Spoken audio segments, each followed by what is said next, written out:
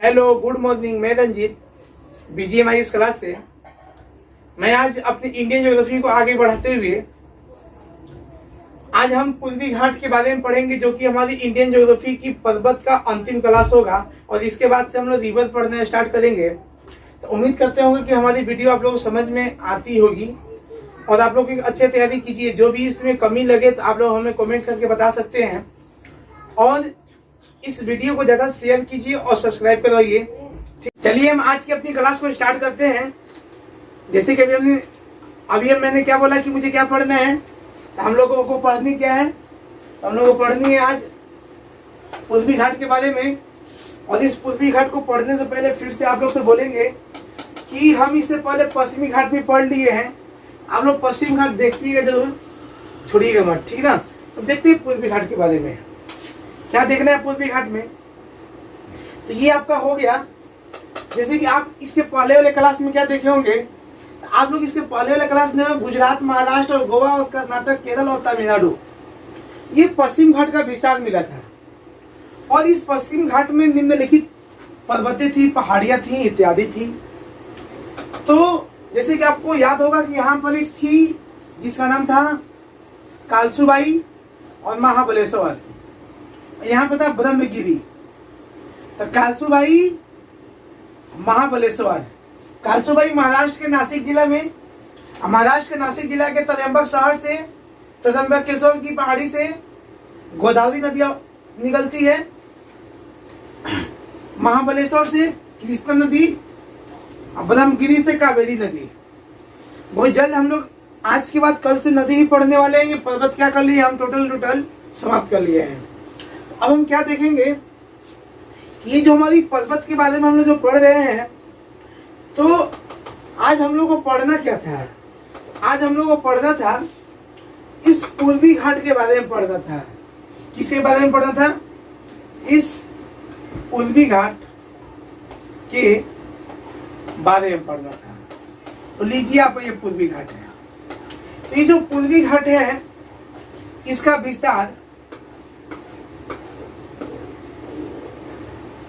विस्तार गोदावरी नदी के दक्षिणी भाग से लेकर के और उड़ीसा, आंध्र प्रदेश और तमिलनाडु तक इसकी विस्तार मिलती है। बिल्कुल। तो इसका नाम क्या है? इसका नाम है पूर्वी घाट। क्या नाम है इसका? इसका नाम क्या है? इसका नाम है पूर्वी घाट। इसका नाम है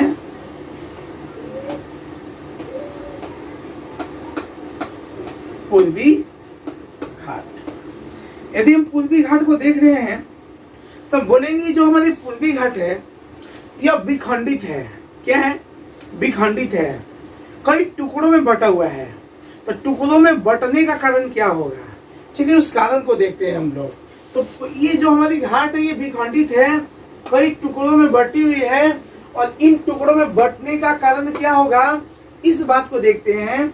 जैसे कि हम जानते हैं कि महाबलेश्वर है महाराष्ट्र में, और इस महाबलेश्वर से एक नदी निकलती है, और इस नदी के नाम है, इस महाबलेश्वर से एक नदी निकलती है और इस नदी के नाम है गोदावरी नदी।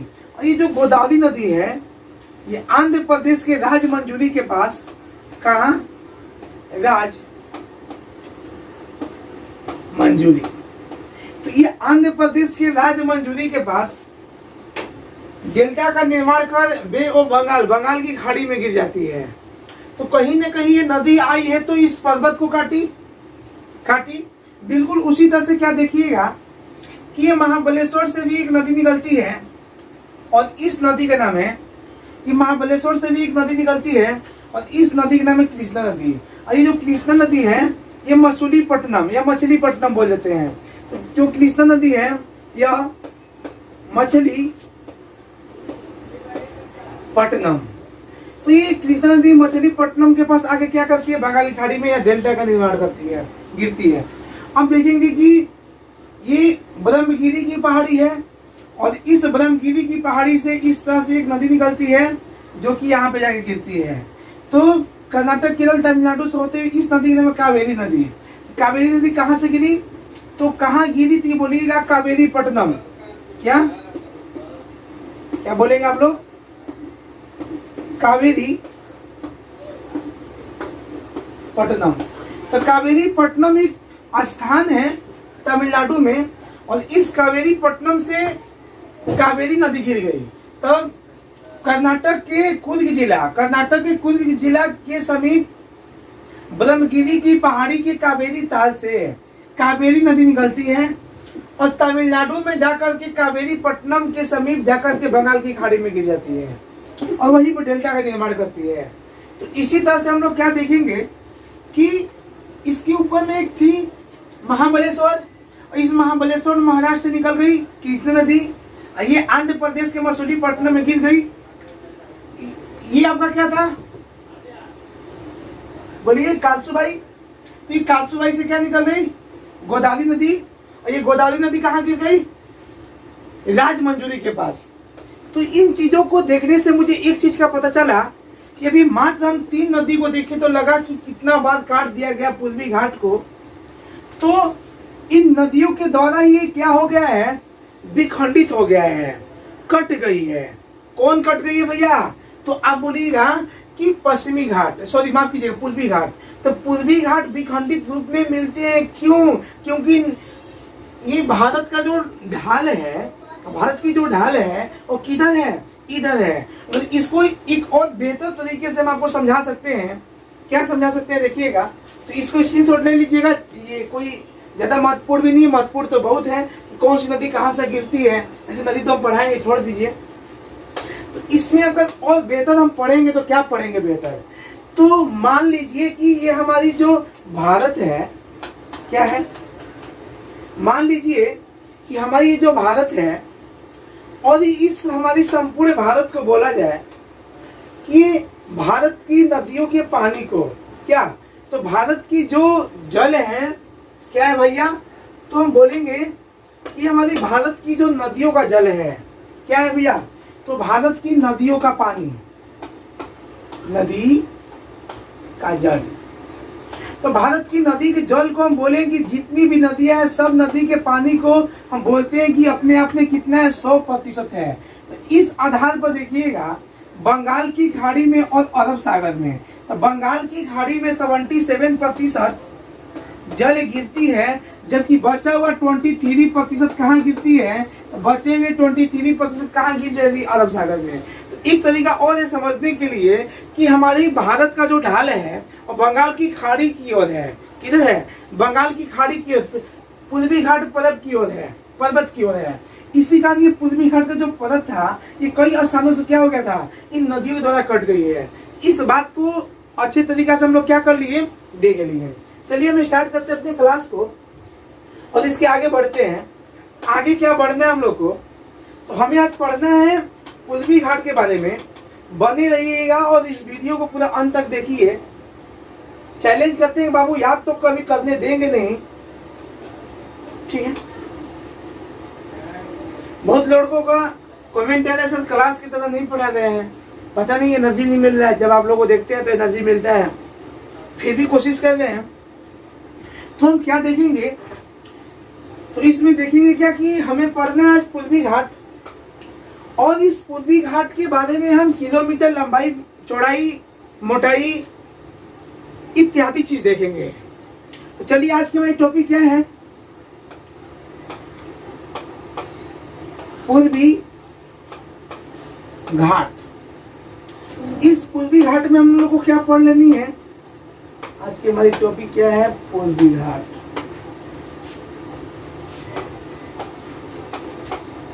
पूर्वी घाट। इस पूर्वी घाट में हम क्या देखेंगे कि ये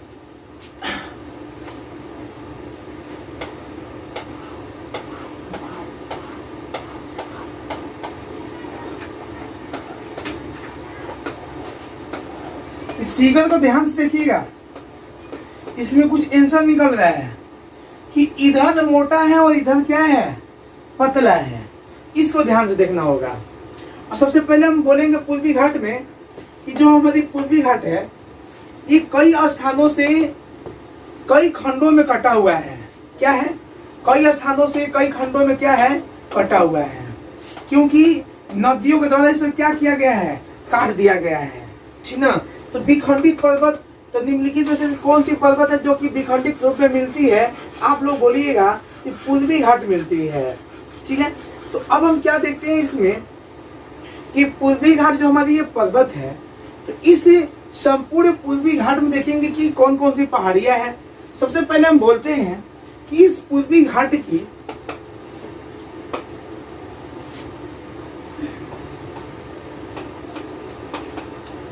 विस्तार की बात करते हैं। तो विस्तार तो आप लोग को याद हो गया होगा,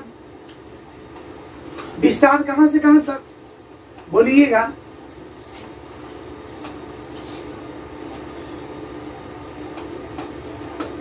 एक का नाम है उड़ीसा, एक का नाम है आंध्र प्रदेश, और तीसरे की नाम है तमिलनाडु।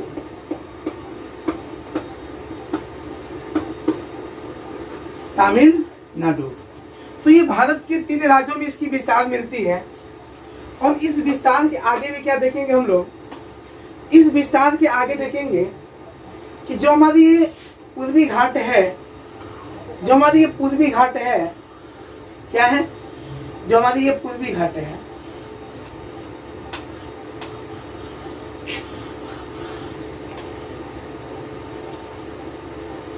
बस जो हमारी पूर्वी घाट है, तो इस पूर्वी घाट की स्टार्ट किया जाए।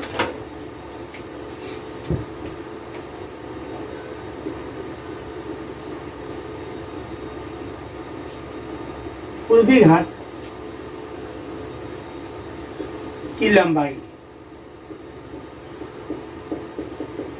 पूर्वी घाट की लंबाई कितनी है, 1300 किलोमीटर है, ठीक है।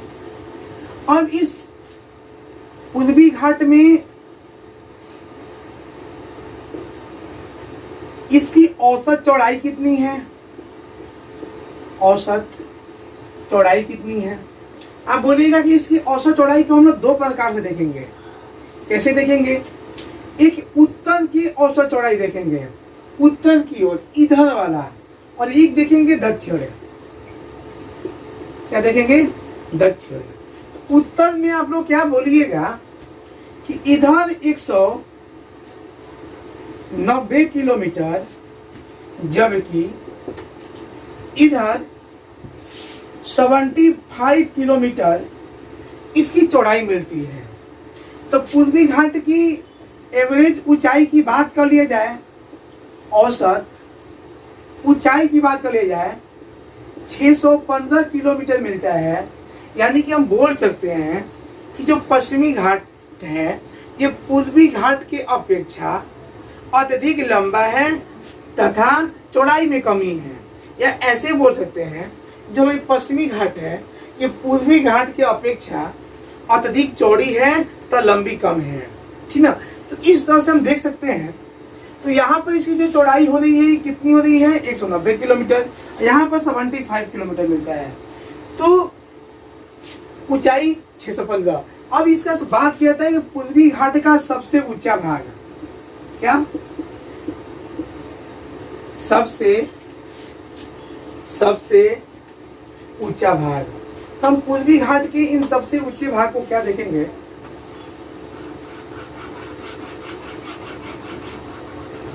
दिख रहा होगा आप लोगों को। तो सबसे ऊंचा भाग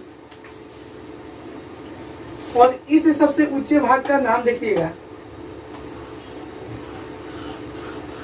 बोला जाता है विशाखापट्टनम। क्या बोला जाता है,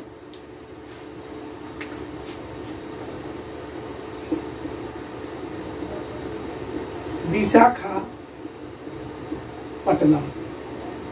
तो जो विशाखापट्टनम में सबसे ऊंचा भाग है, और इस विशाखापट्टनम की जो ऊंचाई है 1680 मीटर है। और हम इस विशाखापट्टनम को और एक नाम से जानते हैं, हम इस विशाखापट्टनम को क्या करते हैं और एक नाम से जानते हैं, झिंडागड़ा। क्या बोलते हैं, झिंडागढ़ा, झिंडागढ़ा की पहाड़ी। और झिंडागढ़ा की भी पहाड़ी की ऊंचाई कितनी है? तो इसी को इस नाम से जानते हैं हम लोग। तो ये हो गया पूर्वी घाट का सबसे ऊंची पर्वत चोटी। ठीक है, अब देखते हैं कि जो पूर्वी घाट पर्वत है तो इसमें कौन सी चट्टानें पाई जाती है। ठीक है, तो हम देखेंगे कि पूर्वी घाट में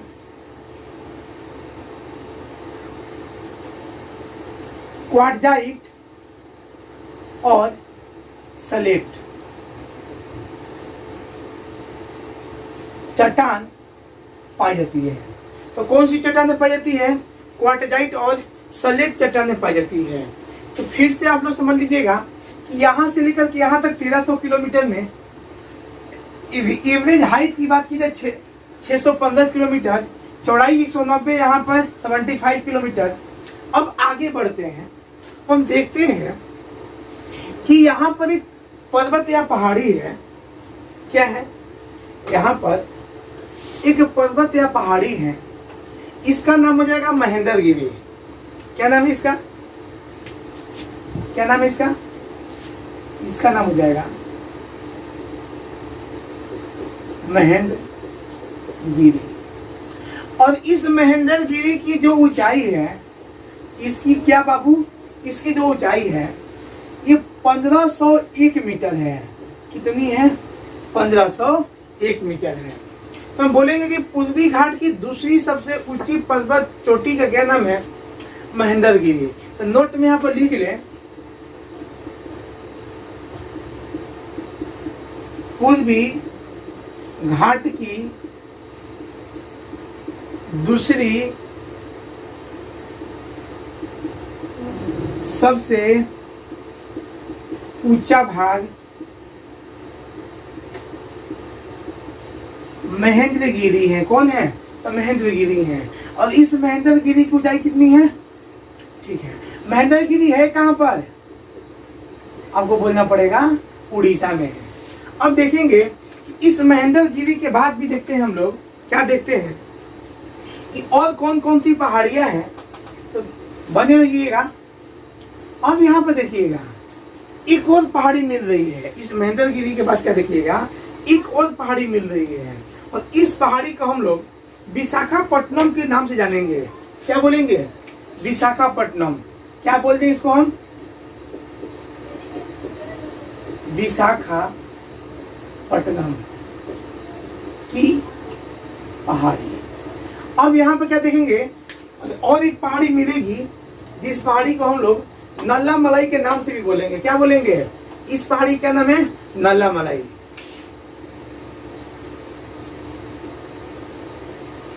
नल्ला मलाई, विशाखापट्टनम, नल्ला मलाई। ठीक है, अब इस नल्ला मलाई के बाद भी हम लोग क्या देखेंगे? वेलिकोंडा। क्या देखेंगे? और पालकोंडा। आप बोलिएगा इसके बाद क्या मिलेगा? इसके बाद भी क्या पहाड़ियां मिलते हैं क्या? तो हाँ बाबू, बिल्कुल मिलते हैं। और इसके बाद में जो मिलेंगे इसका नाम रहेगा वेलिकोंडा।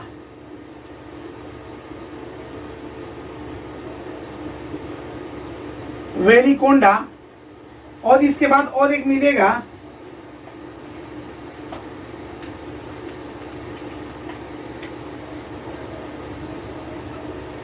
पालीकोंडा की पहाड़ी। तो अब आपको क्या देखना है? विशाखापट्टनम। और तो विशाखापट्टनम का एक दूसरा नाम क्या है? झिंडागढ़ा। तो विशाखापट्टनम या झिंडागढ़ा, नल्ला मलाई, वेलिकोंडा, पालीकोंडा। तो ये सबके सब कहाँ हैं? तो आप लोग लंबाई ऊंचाई वाला देख लिए होंगे, इसको थोड़ा सा हटाते हैं। तो ये सबके सब कहाँ हैं? तो ये सबके सब कहाँ हैं बाबू? आप बोलिएगा ये सबके सब आंध्र प्रदेश में है। तो ये महेंद्रगिरी कहाँ था? उड़ीसा में था।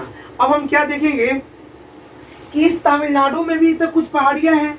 तो इस तमिलनाडु की पहाड़ियों को भी देखते हैं। तो देखिएगा इस तमिलनाडु में यहाँ पर एक पहाड़ी है, और एक यहाँ पे पहाड़ी है, और एक यहाँ पे पहाड़ी है। इस तीनों के बारे में हम लोग क्या करेंगे? देखेंगे। एक का नाम रहेगा जवादी, जवादी की पहाड़ी। एक का नाम रहेगा जवादी की पहाड़ी। दूसरा का नाम रहेगा सेवाराय की पहाड़ी। क्या नाम है दूसरा का? सेवा राय की पहाड़ी। थर्ड का नाम रहेगा पंचमलाई, पंचमलाई की पहाड़ी। अब ये पंचमलाई, अब ये पंचमलाई, कौन मलाई? ये जो तीनों मिल गए हमें, इस तीनों का नाम देखिए लिए आप लोग। ये तीनों है कहां पर? आपको बोलना पड़ेगा ये तीनों कहां हैं? तो तमिलनाडु में है। कहां है भाई? ये तीनों कहां हैं? तमिलनाडु में है।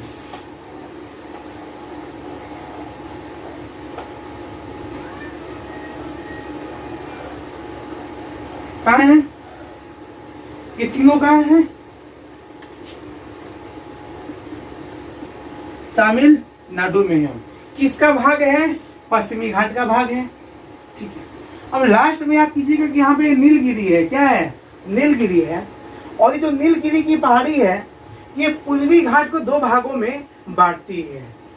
किसको बांटती है? तो पूर्वी घाट को दो बराबर भागों में बांटती है। अगर हमारे ये वीडियो आप लोगों को ये वीडियो अभी समाप्त हो गया है, अगर ये हमारे वीडियो आप लोग समझ में आएगा, इसको शेयर कीजिएगा, ज्यादा फैलाइएगा, ठीक है, ताकि हर कोई जाने देखे। और इसके बाद अगर हम बात करते हैं कि हम OSV से अपने UPSC वाले क्लास में कैसे पढ़ेंगे, तो हम पढ़ेंगे, मान लेते हैं, क्या मान लेते हैं, देखिएगा, हम मान लेते हैं, इसे मानते क्या है कि जो नल्ला मलाई की पहाड़ी है, सॉरी नल्ला मलाई की जो पहाड़ी है, तो यहां पर एक नदी है और यहां पर एक नदी है। तो एक नदी का नाम हो जाएगा बाबू कृष्णा नदी, और एक नदी का नाम हो जाएगा पेनार नदी। कौन? पेनार नदी। तो कृष्णा और पेनार के मध्य में जो पहाड़ी मिलेगी, इस पहाड़ी को बोलते हैं नल्ला मलाई की पहाड़ी। इस नल्ला मलाई की पहाड़ी 430 किलोमीटर में मिलता है, जो कि आंध्र प्रदेश में है। एक तरीका मेरा ये भी है पढ़ने के लिए, जैसे कि सेवराय की पहाड़ी की बात की जाए, किसकी? सेवराय की पहाड़ी की बात की जाए, तो सेवराय की पहाड़ी क्या बोलिएगा? गोदावरी और कृष्णा के मध्य में अवस्थित है। तो ये तरीका भी एक पढ़ने का है, ठीक ना। तो आप लोग को ऐसे ही बदलाया जाएगा, पर इतना भी हम लोग जो पढ़े अभी, ये भी कम नहीं था। क्या नहीं था? तो ये भी हमारा जो भी हम लोग पढ़ रहे थे, तो वो भी हमारा ये कम नहीं था, ठीक है ना। तो आज की क्लास यहीं पर समाप्त करते हैं। जय हिंद और जय भारत।